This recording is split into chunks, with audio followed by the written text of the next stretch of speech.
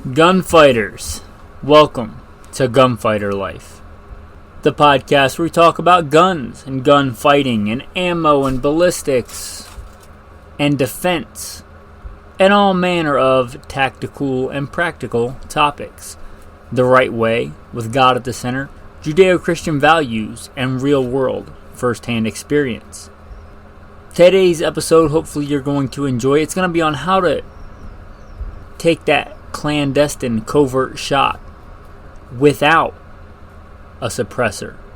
Being quiet, shooting quiet without a suppressor. That's today's episode, and I hope you will enjoy it. If this is not your first rodeo here, I hope that you'll, if you haven't already, hit some stars, leave a review, and consider becoming a patron. Patrons get a lot of cool insider content. They also, if they choose to be, get to be part of an insider chat that I am blessed and humbled to be a part of, where we get to talk about stuff like this all the time.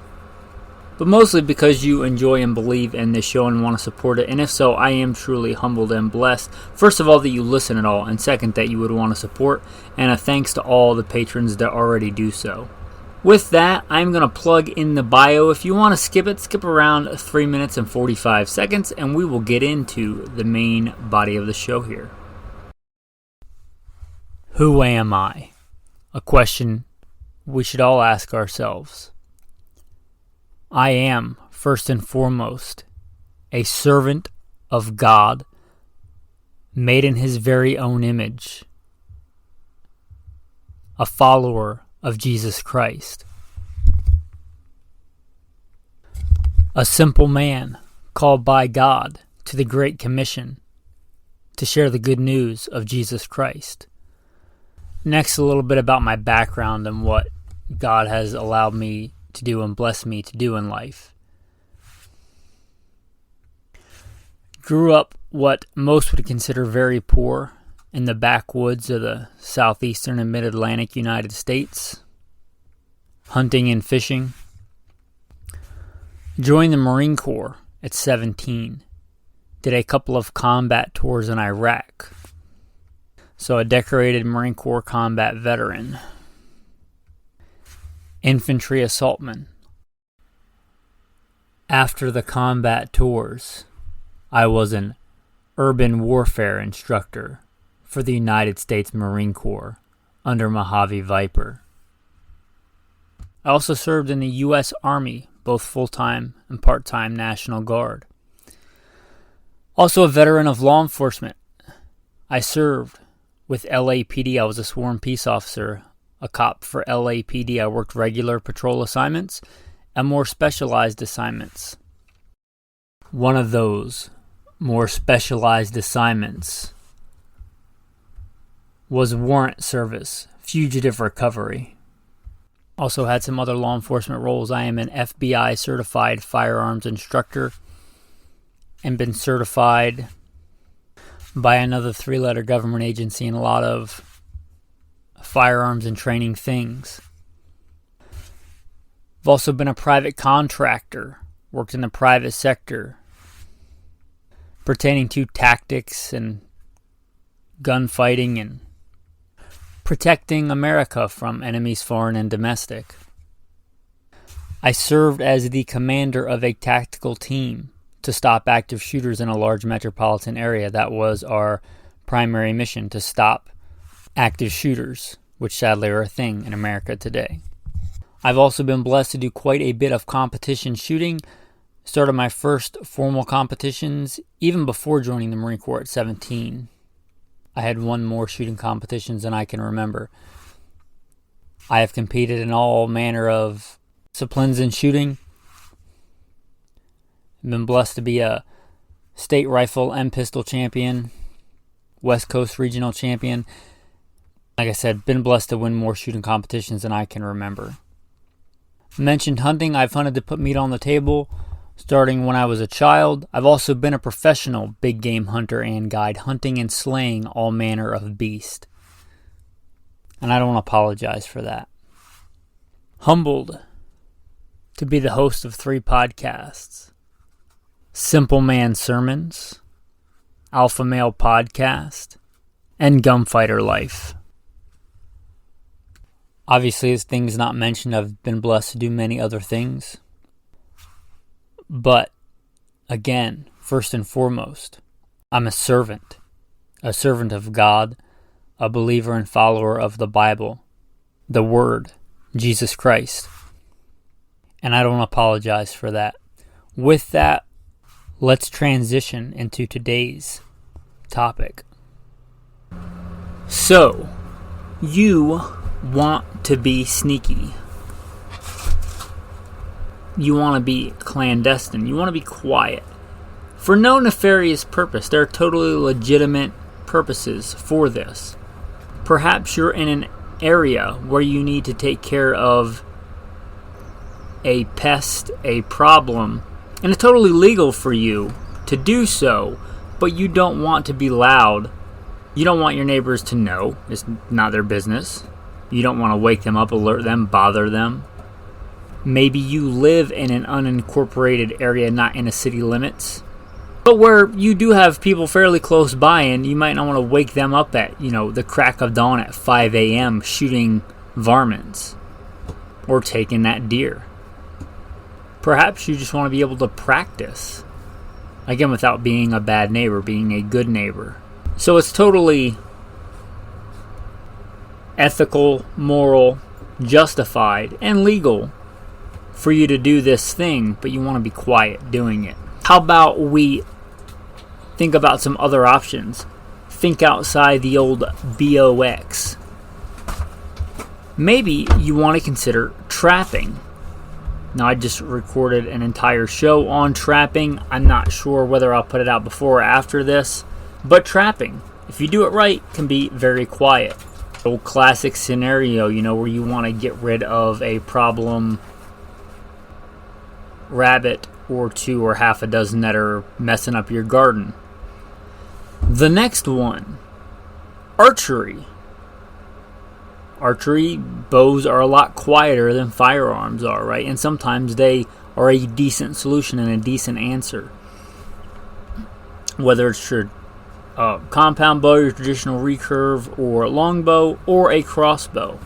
Now, you'll know that I'm not a big fan of the crossbow for like a go-to apocalypse weapon. I think that's way overdone and overblown and impractical in all these crazy apocalyptic movies. But I think it can have certain niche applications in a scenario where you may have to take one shot, but you don't know when that shot's going to be. Crossbows have a very, very slow rate of fire. But if you only need the one shot and you don't know when it's going to be, that crossbow can stay ready.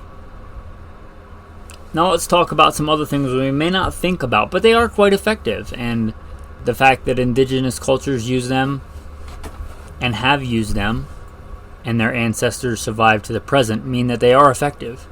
I don't think they're the most practical because they require quite a bit of practice and dedication. However, sadly, maybe you live in somewhere where your rights for self-defense have been severely limited. Perhaps these are a decent option. The old classical sling and a stone, or a more modern version, a slingshot. Or I'm not talking about the little kid ones. I'm talking about like a legit wrist rocket. Also, blowguns. You may laugh at that, but I have used both slingshots and blowguns quite effectively. When I was much younger and had much more free time, I got quite good with a blowgun. And for the right size game, they can be quite effective. Again, not probably the most practical for most of us because they do require a large degree of practice, and I'm going to spend that time practicing. I'm going to practice for what's most likely. That's why I do most of my practice in dry fire with a handgun, with my carry handgun, or carry handguns, and then with a rifle and a shotgun, because there's what I'm most likely going to need. It's a lot of training you're going to need to master a blowgun or even archery. Archery is just like archery, it's a discipline in and of itself. But just know that those options are there, they do exist, and again, our ancestors used them and survived to the present, so that shows that they are effective and can be effective. If you guys are interested in that, let me know. We may do an entire show or shows on those kind of things, but today I'm mostly talking about firearms type weapons, quiet, without a suppressor. And one thing that is not considered, at least under U.S. law, I know by God's grace we do have a lot of international listeners, what I consider a lot. But here in America, muzzle-loading black powder type firearms are not considered firearms. And as such, they're not regulated as such. And so they can be suppressed, or you can have a suppressed muzzle loader without the need of a tax stamp. I do believe you could probably have it shipped right to your door. There's at least one I know of company that makes a muzzle loader with an integral, meaning permanently attached suppressor to it. It should be totally legal and be able to deliver to your door. A 50 caliber, 45, 50, 55 caliber, those type of muzzleloaders are, for one shot, quite a potent weapon. So just know that that is a thing that exists as well. Air rifles. And I'm not talking about a Daisy Red Ryder. That, by definition, is not a rifle because it doesn't have rifling. That's a BB gun. But let's talk about legit air rifles. Your classic ones were 177.177 caliber, that is. Very simple ones you would just pump to build pressure pneumatically to be stored in a chamber to release. Some of them have where the barrel actually breaks open and the action of that creates air pressure. You put a round in and then you close it. And there are much higher pressure and fancier ones with entirely separate devices to be pressed.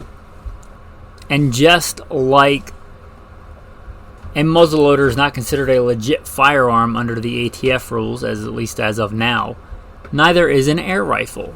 So again, this could be a good, quiet option. They make these quite powerful. But just a regular 177 caliber, or even almost as common, or the second most common, a 22 caliber air rifle. If you're talking about practice in like a suburban environment, these may be just the ticket. And one thing that separates these from like a bow or a blowgun or something like that is that the fundamentals of marksmanship should be the same if you want to become a rifleman. If you want to be good at your fundamentals, a good stance, a good shooting position, whether that's prone or kneeling or standing or sitting. You want to practice good trigger discipline. You want to, master the fundamentals. Those fundamentals are the same whether it's an air rifle or a 50 BMG. So these come in practical. Also, if you're trying to dispatch small pests or feed yourself with small animals, doves. Here in America, the Eurasian collared dove in most places is considered, again, check your legalities, an invasive species. They also happen to be quite delicious. A good 177 caliber air rifle would do well for those. But again, if you talk about more powerful things for maybe tactical type situations, there are quite powerful air rifles out there. I'm not the best expert on those. Perhaps somebody out there is and would like to be a guest on the show, but I'm not the expert. Anyway, I do believe that they are quite powerful, or have the potential to be. They also make ones that fire arrows or bolts, whatever the right vernacular is for that, but much like an archery projectile that fire out of those kind of weapons. These are quieter in and of themselves. They have some other advantages. They're fairly clean. You can cast your own lead projectiles and basically shoot very, very inexpensively. Also, since they're not considered a firearm, you can give them an integral suppressor. You can get integrally suppressed, meaning permanently attached suppressors to these kinds of weapons, and they're not regulated. So the air rifle concept is another idea. Now let's get into what you probably tuned in for, the firearms portion. And let's talk about what a suppressor is, what it does, how it works. So when a firearm goes off and that projectile leaves the barrel, a lot of pressure is released all at once. Also, a bullet may transcend that sonic barrier and create a sonic boom, which is quite loud. Both those things can be quite loud. A suppressor is basically a large, much larger than the bore diameter of the said weapon, chamber. And that chamber basically does a very simple thing. Instead of all that pressure changing at once, it changes it more gradually. And that greatly reduces the amount of noise that's created. just one big chamber or several smaller chambers with that gas moving and decelerating much more gradually. It's a very simple thing, and it's a very simple device. However, they're heavily regulated here in America. But if you understand those principles, you can do the same thing. You can shoot very quietly, and I'm not sure about all legalities in all places, but I don't think any of the things I'm going to talk about are legal in most free states in America. I'm not a lawyer. Consult a lawyer if you want to make sure all this stuff is legal for you in your area. But there's ways to achieve this same concept and principle ballistically, legally, without a suppressor, and I think that's probably what you tuned in to hear about, so let's talk about that. First of all, let's talk about that transonic barrier.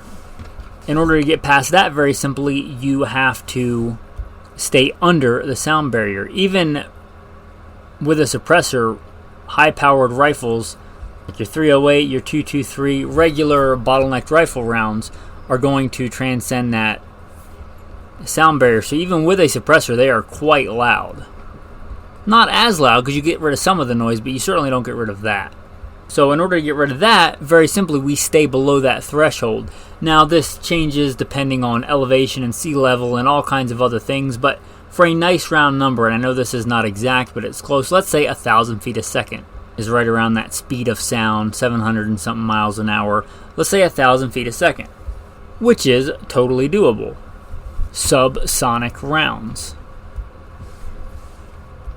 And we'll talk about some of those rounds that are naturally that way, or how to make them that way. And then next we have to get rid of that pressure getting released all at once. So this may be simplistic, but bear with me here.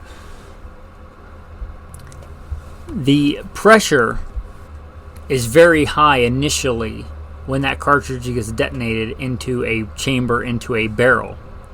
That pressure drops, and we're talking about like fractions of a second. It drops very rapidly. The longer that barrel is, the more that pressure drops before that projectile exits. You can essentially achieve the same thing a suppressor is doing by having a very long, for caliber and for pressure, barrel, where most of that powder has been burned prior, and most of that pressure has already dropped prior to that projectile leaving the end of that barrel. A classic example, we're going to start here at the small end and go big. So a 22, this might be, if you want an out-of-the-box solution in an actual firearm, this might be your go-to. And for this, the longer the barrel, it's going to be better. Which means, as much as I love handguns are out. Pistols and revolvers are out for this purpose. Again, if you're getting rid of the suppressors, you want a longer barrel. If you take something like a 22 short, if you don't know, most people that refer to a 22 rimfire, 22 long rifle. There's also 22 long and 22 short. There is also something called a CB cap, or a colibri. Colibri possibly named after a hummingbird in that language, but colibri, CB caps, and 22 shorts. These have much less or no powder at all, perhaps just a priming compound. Now these are not going to have enough power to reliably cycle most semi-automatics. Now I said most, and I'll come back to that, but for the most common things, you're going to want this in a manually operated firearm. That means most commonly a break open single shot, a bolt action, a lever action, or a pump action. But you can shoot these and most things chambered for a common 22 long rifle. They will fire, and if they have a long enough barrel, even a standard barrel, a 16-inch barrel with a CB cap, they are quiet. They are very, very quiet. And since 22 firearms, 22 rifles are quite common, you have a large amount of options, unlike that integrally suppressed black powder muzzleloader, where there's like one that I'm aware of. There are who knows how many different models of 22 out there that are manually operated that this will do just fine in. In fact, this is my go-to option when I want to be quiet. I have a Savage bolt action and I have 22 shorts, and it is quiet. CB caps, 22 shorts, 22 calibres are very quiet. This allows you to use, like we talked about, 22 rifles and optics if you want. They are not expensive. In fact, you could probably get a decent 22 rifle like this for less than you could get either a suppressor or a tax stamp, let alone a suppressor and a tax stamp. So a 22 with 22 shorts, 22 calibres, or the CB caps is a good option. Again, they're probably not going to cycle most semi-automatics, so it is a manually operated gun proposition. There is at least one factory option that I'm aware of because I owned one once and I got rid of it. Perhaps I should have kept it, but I'm not a gun collector. And that is the Remington Speedmaster. It has a different design than most semi-autos. It's not being produced anymore, I don't believe, but it was for quite a while. They're not highly coveted. But they are the only semi-auto that I'm aware of that comes from the factory stamped on the gun that is capable of firing shorts, longs, and long rifles. So if you have one of these, you could have a semi-automatic, depending on how reliable that gun and the ammo is, but should be able to fairly reliably give you semi-automatic firepower in a quiet package in a firearm. Also, these are quite good with the regular standard ammo, as all these other things we talked about are. These other rifles, a 22 lever action, a 22 bolt action. So it's not just a one-trick pony, right? You can have this and use it all the time, and then if the occasion arises where you want to be quiet, you can use the 22 shorts or the 22 CB caps, maybe change your dope or confirm your dope on your rifle, just meaning the settings of the sights and things, and go quiet. I would recommend cleaning the chamber and the barrel thoroughly between switching back and forth between the different lengths of ammo, but not a big deal. There is one more option. It is not a factory complete rifle option, but it is a good one. I've never had this kit in particular, but I know Volquartsen. And if you don't have Volquartsen, this is a sidebar here, but if you don't have Volquartsen triggers in your Ruger 1022 or your Ruger Mark Series pistols, do yourself a favor if you can afford it and get those. They are worth every penny, I think, if you want a good trigger. I love the Ruger 1022, but the factory trigger is kind of lackluster, shall we say. It's kind of like going from a Mustang to a Shelby Cobra when you upgrade to Volquartsen stuff in your 22. Well, Volquartsen, which makes high-end 22 stuff, makes a 22 short conversion kit that is designed to be able to be semi-automatic and convert your classic 1022 into a 22 short firing apparatus. So you have semi-automatic capability in that common platform of a 1022. Now, unlike the other one we talked about, you're going to be dedicated, unless you change everything back over with the parts kit, to only 22 short. If you do this a lot, let's say you have a prairie dog issue and you're in a fairly developed area, and you want semi-automatic capability in a Cadillac-type platform, and you want to be quiet, that Volquartsen 22 short kit may be right on the money for you. Okay, so they also do make 22 subsonic rounds, but they still have quite a bit more powder than your 22 shorts. They are designed generally to be shot on a gun with a suppressor. Now, they will be quieter in general in a rifle than, let's say, a CCI Mini Mag, but in my experience, it will not be anywhere near as quiet as a 22 short or a CB cap. Okay, so we're going to transition away from the 22 stuff now to talk about a little bit bigger things. Now, if we stick with this formula of a long barrel with a little bit of powder, you're moving outside the realm of most common rifle rounds in a rifle.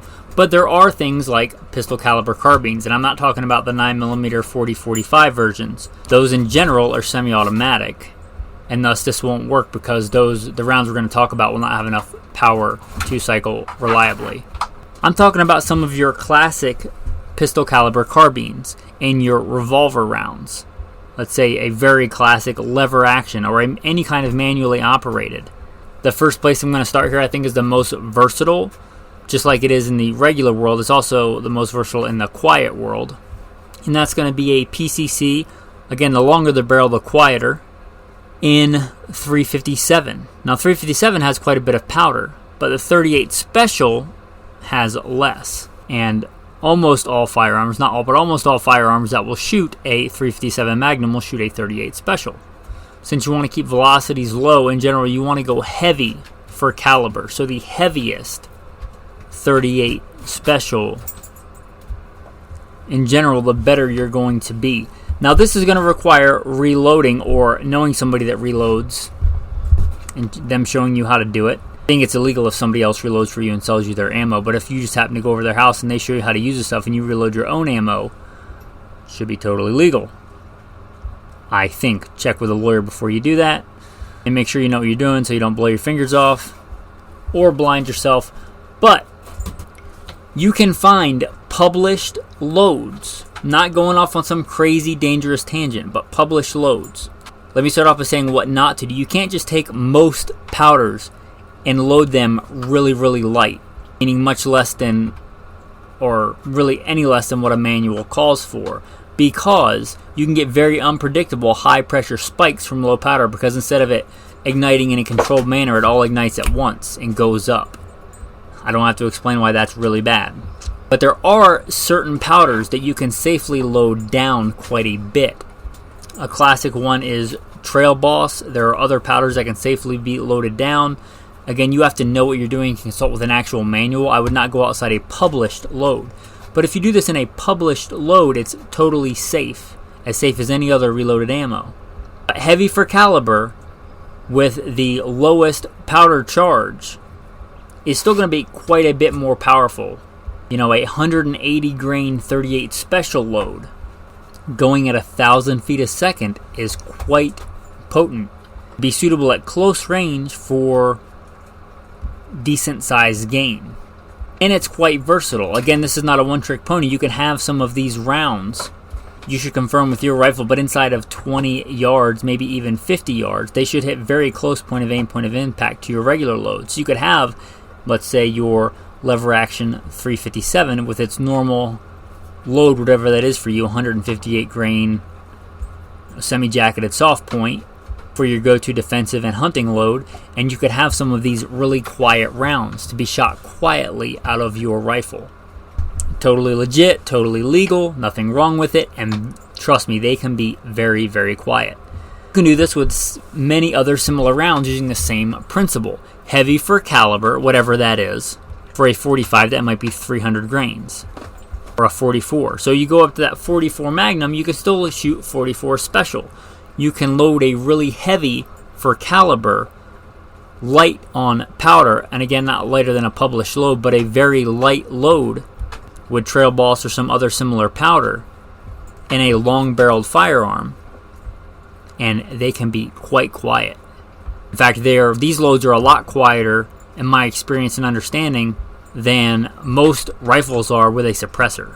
And again, totally legal, no need of a suppressor, and very quiet. And let's bump that up to a 44 or 45 caliber. We talked about the 44 Special, but also the 45 Long Colt. Right, you could have a 300 grain bullet at 1,000 feet a second. That is a lot of energy. Still staying subsonic, and a very, very lethal round. You're talking high sectional density. That's a very potent and lethal round, even on big game at reasonable ranges. And again, you can use this in a totally modern firearm without a tax stamp, without a suppressor. It is quite powerful. And although not semi-automatic, with a good lever action gun, or even a bolt gun, they do make bolt action 44 Magnums and 357 Magnums, a good, reasonable rate of fire. And you can do all that with the ability to be quiet and the ability to use regular, what I would consider your normal loads. So quite versatile as well. Now the next thing that I'm going to talk about actually sparked the thought for today's episode. And that is, you're still going to need a manually operated gun, so a bolt action, a lever action, a pump action, or a single shot break open.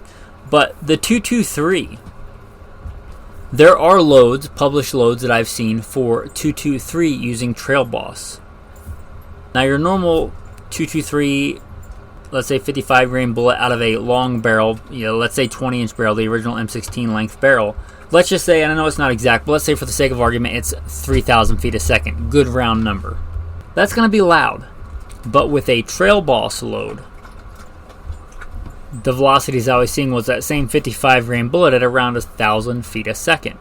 And I got thinking about this, thinking that may be an underappreciated and underutilized and realized survival resource. There's a big thing in the survival community about what's better, for survival, a shotgun or a 22 LR, because you can carry a lot of ammo and it's light. Well, a 223 round is often discounted because it's too powerful for a lot of small game and harvesting and stuff for survival. But if you had these trail boss loads, could load that 223 again, not in a semi-auto, not in your AR, unless you do what I'm going to talk about later, because it won't cycle and it'll probably cause pretty nasty malfunctions. But in a manually operated gun, in a bolt-action 223, you could have your regular normal loads, your defensive load, whatever that is for you, your 64 grain soft point, and you could have some of these loads. Not sure if they have the trail boss loads. I haven't seen them, but I haven't really looked for 64 grain, 77 grain. If they do, that's the direction I would go. And you could load these up with the appropriate projectile bullet selection. They would be quiet, and you could take small game without blowing it to pieces and without being super loud. And then you could have your regular go-to loads, especially if you knew your different kinds of dope. Dope, again, is rifle vernacular for your rifle settings. You could mark it on your scope if you have those, modern zero-stop turrets with good positive clicks. I wouldn't do this on a budget scope. You could have your two different sets of dope. Your clandestine, soft, quiet dope, then your regular standard high velocity, full power dope for your rifle. And although these rounds are not as light as a 22 long rifle, they are quite a bit lighter than most other rounds, even lighter than the 38 specials we talked about. And you have the option to go much more powerful. So if you wanted an option to go have that one gun to be really quiet when you wanted it to, but to also reach out for longer ranges, this would probably be your most practical option.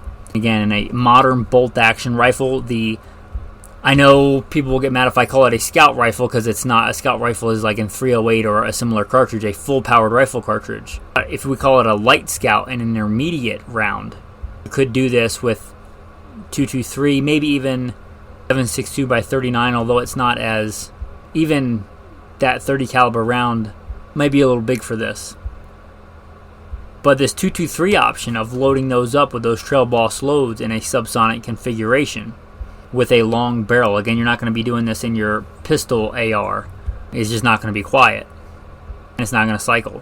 But in a legit rifle, in a lever action rifle or a bolt action rifle in 223, you could load these trail boss loads and have that dual option, right? You just have a magazine loaded up with these and maybe put some red tape on the magazine and take a red paint marker and mark your dope on your optic in case you have to dial to it, so you know where that your gun is going to be zeroed for that load. And for everything else, you keep it on your regular zero stop, regular dope for your regular, whatever you want it to be, 55 grain, XM193 or whatever. But you get the idea there. You get all the good stuff that comes along with the commonality and common and affordable ammo for the 223 in general, 5.56, 223 in general, and you get the option for these really light loads. Again, published loads. Don't go crazy and try and invent your own load. That's a recipe for disaster. But that's a really cool option. And again, you could do similar things with a 7.62 39 or 308 or 30-06, depending on your philosophy of use and what you want to do with it. And I mentioned the AR not cycling. Well, if you have a piston AR or another kind of AR where you can shut off the gas system, as my go-to AR has that. It has a setting where I can completely turn the gas off and it won't cycle the bolt at all. So I've basically turned my AR into a straight pull bolt action. I fire, nothing happens, I rack the charging handle, I'm ready to fire again.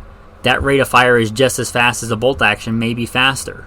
It's not going to cause a malfunction because I have a gas shutoff valve. There will be no gas, no measurable amount of gas to cycle that bolt backwards. I get one shot. Again, all I have to do is rack the charging handle and I have another shot. I can run these really light, quiet loads. And more than just being quiet. If that's my go-to rifle, and it's not, you'll know my go-to rifle is not an AR if you listen for any length of time. If it was going to be, and I wanted to, let's say, shoot that dove, I see a nice, fat, delicious Eurasian collared dove that's in season, and I don't just want to kill it, right? I want to shoot it so that I can eat it. These trail boss loads in an appropriate non-varmint type bullet that's not going to tear up a bunch of meat going at 1,000 feet a second is a much better choice to take that dove and eat it. So a pretty cool option there. And hopefully it's made you think maybe there are some options that you know about that I don't for shooting quietly without a suppressor that's legal. You know, if you have ideas or you have experience with this, or there's something I haven't thought of, I'd love to hear from you. The best way is to scroll down and leave a review and just write it in the review. That way myself and everybody else can see it. If you want to contact me directly and you're not a patron, you can go to goodshepherdtraining.com and just send me a message. But I hope you have enjoyed this episode on different options. Don't think because you can't have a suppressor or don't want a suppressor that all is lost in shooting quietly. You have options. I hope you guys have enjoyed this episode. I am very humbled and blessed that you give me part of your day today and part of your time. I know time is valuable, and I appreciate you listening. I also appreciate everybody that supports on Patreon. I should mention, because one of the current patrons is so gracious that he not only supports by being a patron, he offered up one of his knives, a really good EDC knife, a K-bar folding hunter, to be raffled off for any patrons this month, the month of November, in the year of our Lord 2022. I've been thinking about becoming a patron. That's a little extra incentive, and I would be humbled and blessed if you wanted to be a part of the tribe. With that, I want to say thanks for listening again, and as a thank you, I usually throw out a tactical tip, not on every episode, but on a lot of them. So I'm going to throw out a tactical tip here today. I may do a whole other episode on this, but I'm going to throw it out shortly. We talked about ARs briefly today, but most people listening to this probably have an AR if you're listening in America. A lot of AR pistol grips, you can get ones that have containers with a way to seal them shut on the bottom for storage, or even just the regular old, M16, M4 type pistol grip that comes on the AR. You can literally just take a piece of duct tape on the bottom and cut around it and seal that thing off. I think there is some Line 1 gear, if you're not familiar with that vernacular, just gear that should be on the rifle at all times. ARs do break. How do I know? Because I've broken a few of them, and I've seen it. But there are some simple pieces that you probably should have, and that will fit very nicely in that pistol grip. That little cotter pin, that little pin that goes in the bolt. If you're out in the field cleaning your rifle and you misplace that, having a spare one in there is far better than trying to make one out of a paper clip. That little pin is, in my opinion, one of the weak points of that rifle. But you can have a spare or two, and they take up almost no room and no space and no weight, and put it in that pistol grip. Also, extractors can be a weak point, especially, and I don't advise this, but if you do shoot that steel-cased ammo, having a spare extractor. They're not expensive. Next time you get to the point where you shot enough and you're ready to replace that extractor, if the other one still works, put that in there, but have a spare extractor in that pistol grip. There's other things you can put in there. If you have a optic that takes a small watch battery, a CR123 or a 1632, have a spare battery in there. And one thing I like to put in there is just one spare round. Just in case something should happen, I have that one more round. If you don't want it to rattle around in there, if the stuff is tending to rattle around in there, a tactical tip inside a tactical tip, take some cleaning patches, some of those blue shop towels or whatever you want to use, cut them up and them in there so you have another thing. You can pre-soak those in some kind of CLP or something if you want, so you have that in there. Put them in a little plastic bag, or just put the rags in there. They stop stuff from rattling around, and you have another thing to help clean that rifle if you should need it. And again, that pistol grip is hollow anyway, so why not utilize that space? Anyway, that is your tactical tip of the day. And hopefully what you find more valuable than that tactical tip is the tactical verse of the day, coming at you from Proverbs 24. For by wise counsel thou shalt make thy war, and in a multitude of counselors there is safety. For by wise guidance you can wage your war, and in abundance of counselors there is victory. So don't go to war without wise guidance. Victory depends on having many advisors. Remember, we are made in the image of God. Exodus 15, the Lord is a man of war. You spend your life getting to know God better, studying God, wanting to be in a relationship and better understanding of God. Everything about you will become better. And your ability to be a warrior is included in that. Thanks for listening, men, and have a blessed day.